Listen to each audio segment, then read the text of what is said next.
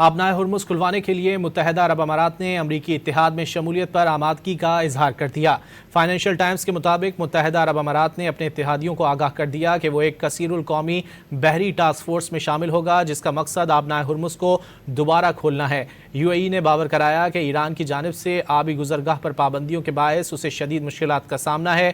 برطانوی اخبار رائٹرز کے مطابق متحدہ عرب امارات زیادہ سے زیادہ وسیع بین الاقوامی فورس تشکیل دینا چاہتا ہے۔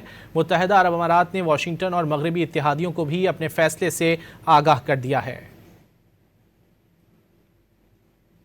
آبنائے ہرمز کھلوانے کے لیے متحدہ عرب امارات نے امریکی اتحاد میں شمولیت پر آمادگی کا اظہار کر دیا۔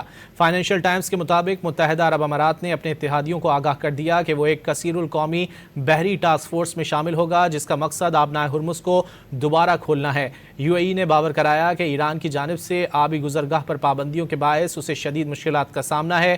برطانوی اخبار رائٹرز کے مطابق متحدہ عرب امارات زیادہ سے زیادہ وسیع بین الاقوامی فورس تشکیل دینا چاہتا ہے۔ متحدہ عرب امارات نے واشنگٹن اور مغربی اتحادیوں کو بھی اپنے فیصلے سے آگاہ کر دیا ہے۔